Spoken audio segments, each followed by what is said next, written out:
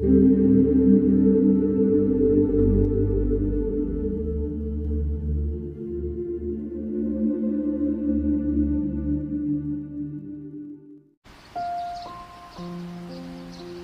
hati tadi ya, kalimatnya kata hati ya. Ini pasti yang saya utarakan ini dari sudut pandang dan pengalaman hidup saya, bukan kebenaran yang paling benar ngono mesti ya ora. Pertama dibersihkan dulu. Kalau kita ngomong kata hati, kita membayangkan hatinya berkata-kata, keluar kalimat kayak gini, kayak gini, kayak gini. Sebenarnya yang bisa berkata-kata itu akal. Kalau hati tidak mengatakan apa-apa, hati merasakan.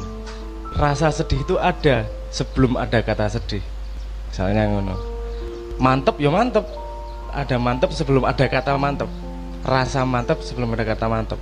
Paham maksud saya ya? Jadi jangan mengharapkan, pertama jangan nunggu hati ngomong apa ya sesuatu ya. Nanti ya, belajar merasakan dulu. Gini, kalau Anda pengen dengerin orang ngomong, katakanlah misalnya hati ngomong ya, hati berkomunikasi, katakanlah gitu ya. Kalau Anda lagi nonton TV, suaranya keras, pengen dengerin sebelah Anda mengatakan kalimat, Anda kan kecilkan TV-nya. Yang paling sering, yang paling tidak berhenti ngomong kan otak. Otak tidak berhenti ngomong, jangan-jangan gini, nanti gini, kata menurut itu kan ini gini, gini, dan seterusnya. Nah, uteknya orang mandek suara nih, bagaimana kita bisa mendengarkan hati? Nah, itu paling tidak mudah memang untuk menghentikan otak untuk berpikir dan berputar. Karena kadang nek rasa, kuwi rasa, kowe nggak perlu berpikir, tiba-tiba merasakan. Menurut saya PR paling susah adalah untuk menghentikan menengke menora cerewet ki lho teke. Cerewet terus. Ada yang diem tapi otaknya muter terus, ada yang sampai keluar. Cerewetnya rakaruan apa sih? Yuk, contoh paling ekstrim kalau saya ingat tuh Pak Nevi. Pak Nevi itu apa yang dipikirkan keluar. Mau tidur gitu kan sama istrinya disembunyiin radio karena nggak tahan kalau radio ngomong apa komentar pasti. Yora mosok mau tidur nggak jadi tidur itu karena nggak tahan merespon otaknya. Kadang-kadang ada metode wirid, metode tapa, dibuat putus asa otaknya sehingga dia capek untuk ngapa-ngapain. Nah, momen ketika diam tersebut ada rasa yang keluar. Nah, rasa yang keluar tidak gampang diterjemahkan menjadi sesuatu yang bisa kita pahami secara akal. Karena kalau akal ini pasti semua yang dari lahir kita berpengaruh. Pilihan kata, pilihan bahasa, arti dari kata, konteks dari kejadian itu semua berpengaruh pada cara akal berpikir. Kalau rasa itu apa anane? Contohnya kalau bayi nangis, nangisnya gitu semua. Rasanya keluar gitu saja. Paham nggak maksud saya? Jadi bagaimana kata hati? Kalau saya ngomong rumusnya sebenarnya sederhana, tapi memahami rada angel. Kalau bagaimana kata hati bisa berbicara? Lihatlah sesuatu sebagai apa adanya. Nah, itu kayaknya sederhana ya, tapi itu tingkat yang menurut saya sangat susah melihat sesuatu apa adanya. Karena kita melihat sesuatu itu pasti punya konsep kemudian di sini. Lihat warna wis. Oh, putih, dudu ireng. Berarti kan ada konsep di belakang pikiran ini. Saya ngomong gini aja. Misalnya mangga. Langsung keluar di pikiran Anda. Mangga apa? Mana lagi? Mangga 2 ya, beda-beda toh, kalimatnya sama loh, tapi ya keluar di kepala berbeda-beda loh.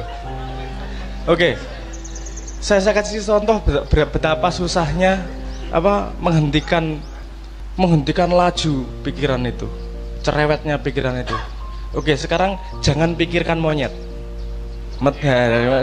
malah keluar tuh monyetnya.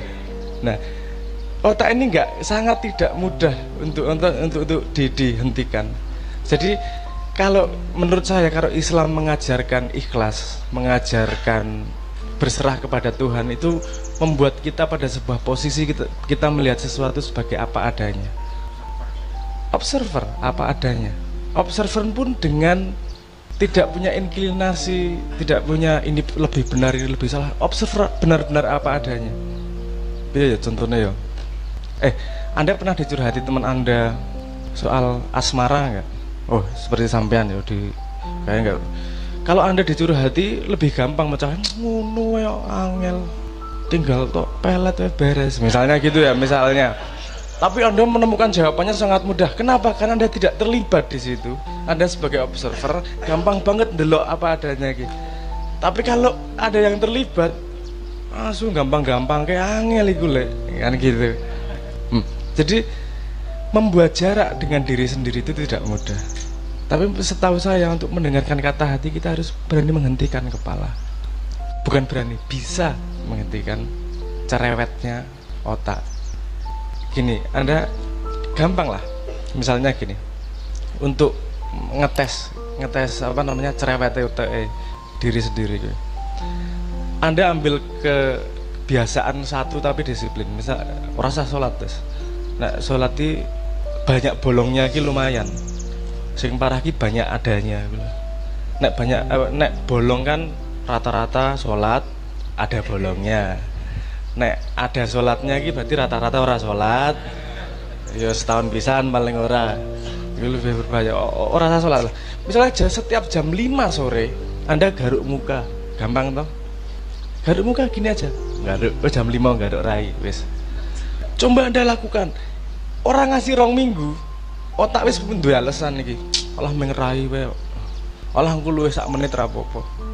Allah luwih rong menit ra apa-apa. Bikin alasan segala macam nih kepala nih. Betapa otak kita tuh sebenarnya sangat tidak bisa kita kontrol larinya dia. Karena kita tidak bisa mengandu kontrol Z. Andu itu membatalkan. Kita tidak bisa membatalkan apa yang kita tahu. Itu loh masalah susahnya. Kita jalan, denger orang ngomong, kita wis ora krungu, lali, nggak bisa. Kalau udah kadung masuk tuh kadung masuk, dan itu mempengaruhi tempat sampah yang namanya otak ini loh.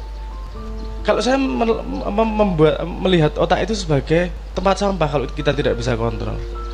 Tapi jangan ngomong tempat sampah itu buruk loh. Ya lagi-lagi nih kan asumsi. Gue neng omah milih ora ono TV apa ora ono tempat sampah? Tempat sampah. Yo. Gue jadi milih duwe TV nang duwe tempat sampah. Ora apa-apa sampai berserakan. Mending ono TV neng ono tempat sampah tuh. Sehingga sampahnya ada tempatnya, orang ngregeti kabeh ngono. Nah, otak itu otak itu seperti tempat sampah dalam tanda petik kalau saya melihatnya. Sangat perlu dalam rumah, tapi jangan hidup di dalamnya. Jangan sangat mengandalkan tempat sampah gitu. Itu tempat sampah loh itu. Harus Anda sisir nih mana yang masuk tempat sampah, mana yang tidak, mana yang masuk tempat sampah, mana yang tidak. Jangan semua yang Anda baca Anda masukkan jadi stres engko.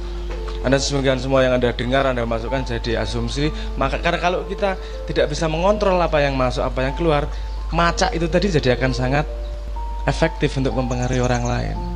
Karena kita tidak bisa melihat apa adanya. Ngerti lho Mas. Jadi suara hati gimana ya? Ikhlas. Jadi kalau menurutku, kalau salah mau dibenarkan Pak Muzamil, yang benar-benar bisa mendengarkan suara hati adalah jiwa yang tenang. Seperti permukaan danau yang tenang. Ada satu tetes air dia akan tahu ada satu tetes air. Tapi kalau airnya bergolak, permukaannya bergolak, ada hujan dia nggak tahu kejatuhan informasi. Nah airnya tenang, observer ada satu tetes, ini ketahuan. Nah itu bagaimana bentuknya? Karena hati tidak berbicara, Anda yang bisa merasakan komunikasi dengan hati Anda sendiri gimana.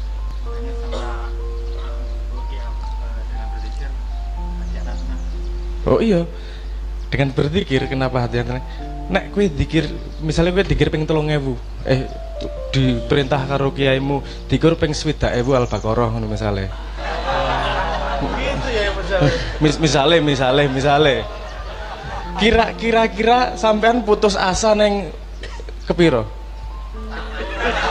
Pertama putus asa ya. Tapi kan Anda tidak bisa, karena perintah kiai Anda tidak bisa menghentikan itu. Kudu tok lakoni. Putus asa tetap dilakoni, bergolak luar biasa, ora trimo le misui kiyaine.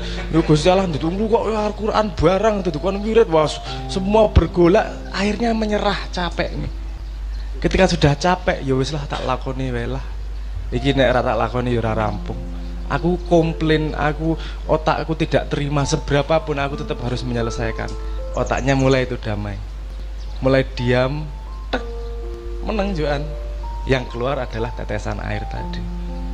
Ya, salah satunya adalah membuatmu putus asa, menuteki putus asa gitu, ratrimo. Paham? Tapi paham ya maksud saya ya? Tapi nggak harus dibunuhkan. Jangan dibunuh, nek pikir akal itu sangat penting. Aku ngomong tempat sampah, jangan terasumsi bahwa kemudian dibuang loh tempat sampah itu. Tempat sampah itu perlu loh di rumah. Kita sangat perlu akal. Gue nek ra berakal ra iso memahami agama loh. Kalau tidak bisa menyisir, mengolah, membenarkan memilah-milah, itu butuh akal di situ. Nah, hati itu bukan mengatakan sesuatu yang benar. Yang saya iki rada lambat ya, memahaminya. Karena gini, hati akan berkomunikasi dengan bahasa yang Anda pahami. Hati akan membawa Anda ke jalan yang benar, bukan memberitakan kebenaran. Paham maksudku? Jadi orang tiba-tiba di sini Surabaya, aku tak neng Jogja, hati ngomong merem tiba-tiba neng Jogja. Enggak gitu. Hati akan mengatakan melaku oke, lewat to tengen, lewat to kiwa, lewat to sini. Membawa Anda pada sebuah perjalanan di mana ujungnya adalah kesadaran yang lebih tinggi. Jadi sok-sok beda pada hal yang sama. Hal sama hati ngomong ini kok, sesuk ngomongnya beda ya, karena level Anda sudah berbeda dan hati Anda membawa Anda pada perjalanan yang berbeda. Tidak berhenti perjalanan tersebut. Kan ihdinas siratal mustaqim. Kita mencari jalan yang benar terus dan kita hanya bisa diberitahu satu langkah di depannya. Iki ngopo ya? Ngelangkah. Iki ngopo ya? Ngelangkah. Iki ngopo ngelangkah. Dan enaknya ketika observer, kita tidak stres pada langkahnya. Kita melangkah sesuai apa yang diberitakan sama insya Allah. Bersih kita mendengarkan sinyal Tuhan. Kita ngelangkah, delok tengen kiwa, hiburan. Seperti perjalanan wisata. Delok ana wong macak ning baliho guyu, ngono ya. Oh iya. Ngene guyu dan seterusnya. Jadi orang gendeng itu hiburan. Seperti kemarin salah satunya toleransi gue neng grup saya, di grup SMA Pak Muzamil, pada ribut saya harus menyatakan sikap, saya tidak akan mengatakan selamat Natal karena itu berarti kita mengakui mereka dan kita menjadi seperti mereka. Siji meneh ngomong itu toleransi, itu menyenangkan orang lain dan seterusnya lah. Sudowo banget tak delok iki reply ini wis atusan iki dampot iki arek-arek iki. Terus saya balas akhirnya, karena saya melihatnya hiburan mas. Aku balas, saya juga mau menyatakan sikap. Saya ngomong, kata Kanjeng Nabi, tersenyum itu sedekah, apalagi membuat orang lain tersenyum, itu sedekahnya lebih banyak. Jadi sekarang teman-teman grup, ayo ribut yang luar biasa. Aku tak bikin kopi sama nonton ributmu karo guyang-guyu. Jadi semua energi ributmu menjadi sedekahmu. Aku yemeng asu bajingan. Ngono tok, orasi do ribut malah misui aku kabeh Pak Muzamil. Loh, gimana Anda? Itu ketika saya melihat itu, saya mau bersikap, mereka dalam perjalanannya mencari kebenaran. Aku sih oke, yang sekarang satu berpendapat dia benar seperti ini, yang satu berpendapat dia benar seperti ini, orang masalah. Masalah seperti yang dikatakan Pak Muzamil bahwa orang lain harus pendapat dengan dia. Kalau saya melihatnya ini pada perjalanan yang berbeda dan melalui pengalaman yang berbeda sehingga dia punya kesimpulan yang berbeda. Beri kesempatan mereka melangkah, melakukan yang mereka fahami sehingga menemukan langkah berikutnya. Nah aku melu ribut, katut engko. Wong kabeh perjalanan dhewe-dhewe. Aku tak jadi penonton ae, ngono posisine. Tak nonton agar kalian ributnya tidak jadi dosa, ributmu jadi pahala. Aku tak nonton karo ngopi, karo guya-guyu, hiburan gitu tuh. Tapi alhamdulillah setelah itu bateraiku tidak drop terlalu drastis lah. Nah, jawabannya menurut saya seperti itu. Melihat sesuatu apa adanya, seperti Anda melihat ketika Anda melihat singa memakan kijang, Anda melihat siapa korban, siapa yang penjahat. Nggak ada korban, nggak ada penjahat, nggak ada korban karena memang itu ekosistem. Nek kowe ra entuk kidange mati, yuk sing makani anake singa piye? Kan gitu kan Anda melihatnya. Ini memang ekosistem apa yang terjadi, semua melakukan perjalanannya masing-masing. Tuhan lagi joget, bertajali lagi melakukan drama di dunia melalui ekosistem tersebut, yang delok kita oh ngono alami. Ya udah. Nah, apakah tidak enak kalau melihat dunia yang ributnya seperti ini kayak gitu? Kan jadi lebih tenang sebagai observer. Kelihatan. Paham maksud saya ya? Nah, jadi membuat jarak dengan diri sendiri itu penting untuk bisa melihat sesuatu sebagai apa